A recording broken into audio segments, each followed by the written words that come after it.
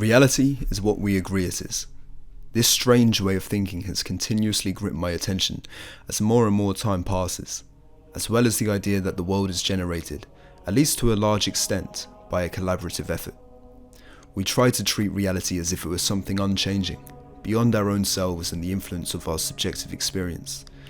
But the naming of reality is what we do in order to categorize it in some meaningful way, and we have maimed the ideal of reality that we hold in order to fit our subjective landscape already.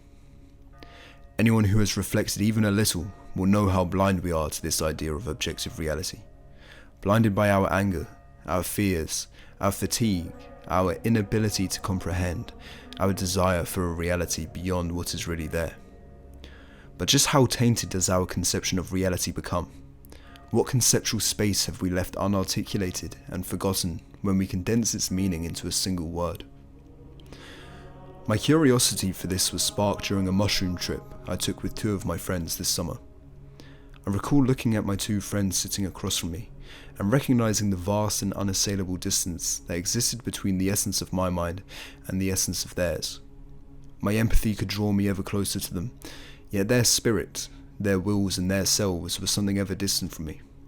While I could perceive them, they could never be assimilated into my consciousness for what they really were. Whereas the surrounding environment, the trees, the grass, the soil, all seemed different in this regard. Not only were they more tangible to me, but they were also tangible to my friends, these separate spirits who ever transcended myself. While their spirits were exclusive, the surrounding environment was shared by us all. It's the only way I could possibly perceive them existing in the same world as I did. I was suddenly struck that the environment around us was being shaped, moulded, and upheld by all three of our spirits at once. As I mentioned earlier, we are all aware that we become blind to the world, so it is crucial that we respect the opinions of other people who have our best interests at heart, because they may be able to see what we cannot. If I am overly angry at a situation, a friend may be able to get me to agree that the issue isn't really such a big deal. Or perhaps on a more primal level, I can watch people's eyes and see what's drawing their focus and attention. The meaning that is manifest through the world to its different subjects is revealed to me by doing so. The times where I cannot draw someone to my conception of what is true are when I cannot strike an agreement with them about the content of my experience. Consider our modern conception of objective reality, closely aligned with science and the scientific method. What are we forming an agreement upon when we declare something as objectively real? What does this mean? A large part of it might be a standard of repeatability. We can show effects that can be repeatedly demonstrated when a certain method is applied, time and time again. But what is it that makes this objectively real? Not to say it isn't, but there's clearly a leap here that leaves some conceptual space left open to explore.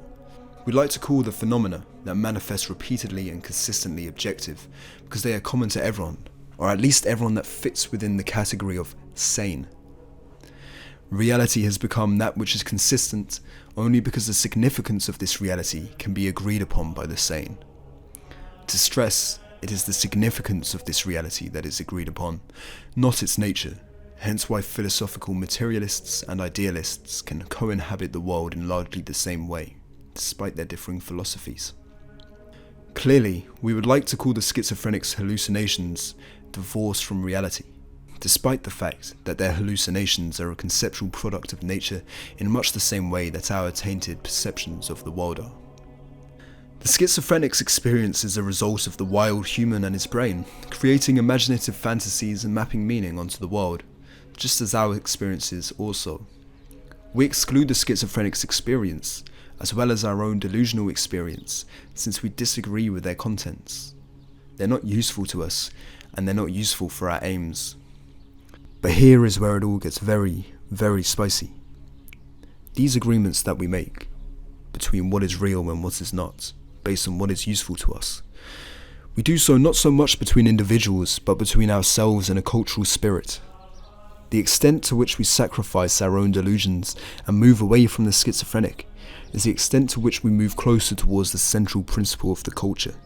We do this purely for the utility it brings to ourselves or our goals.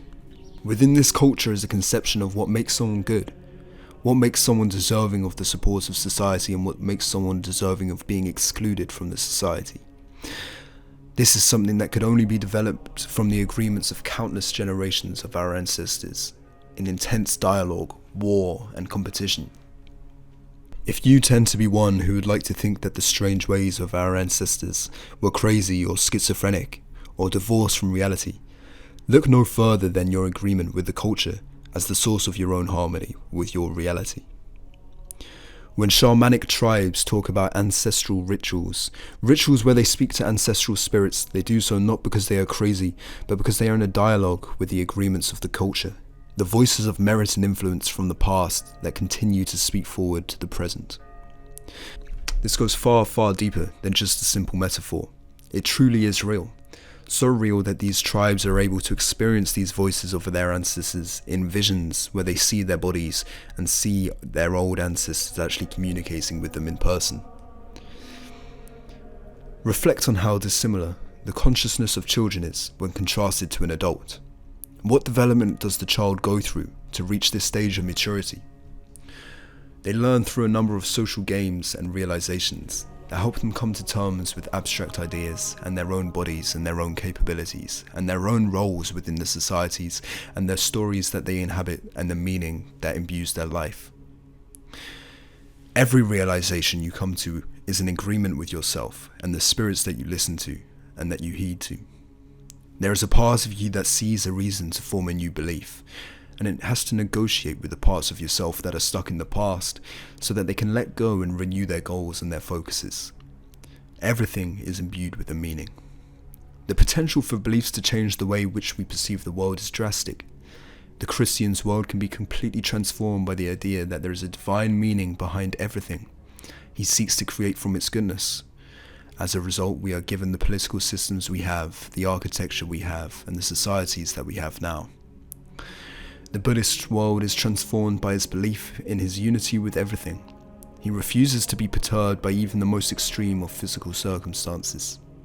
Again, if you are one to think that the old ways of our ancestors looking at the world was crazy or schizophrenic, one has to realize that the whole rationalist foundation and movement that we inhabited was built on a crazy and schizophrenic dream. These two things are completely intertwined and inseparable. They cannot be divorced. Here is another question for you to consider. Presumably, your own individual experience is ultimately what will draw you closest to the truth which you actually believe in. But how much of this truth might you be willing to compromise in order to fit the reality that other people cherish, even if you believe them to be wrong? Surely we do this somewhat with the culture that we cherish, or if not our own culture, then our loved ones. This compromise is our reality. Why do we speak aloud in our own heads? Why does it help us to articulate our thoughts? Is it perhaps because as we hear ourselves speak, we distance ourselves from our raw individuality and cast a social eye upon what it is that we have produced in thought? We see how our thoughts agree and disagree with certain elements of our social eye, aspects of our personalities that we have developed from countless interactions and exchanges that have shaped all of our rational and irrational beliefs, observing and reacting and seeing people's responses to certain situations and understanding how they see the world in a different way to us. Such a process is anything but objective in the way we would like to think about it. Rather, we agree to sacrifice our individuality to be put under the frame of objectivity only because it is useful for us to do so. The genius seeks to change reality by changing what it is we all believe to be possible. Be not afraid when using your voice. Reality is what we agree that it is.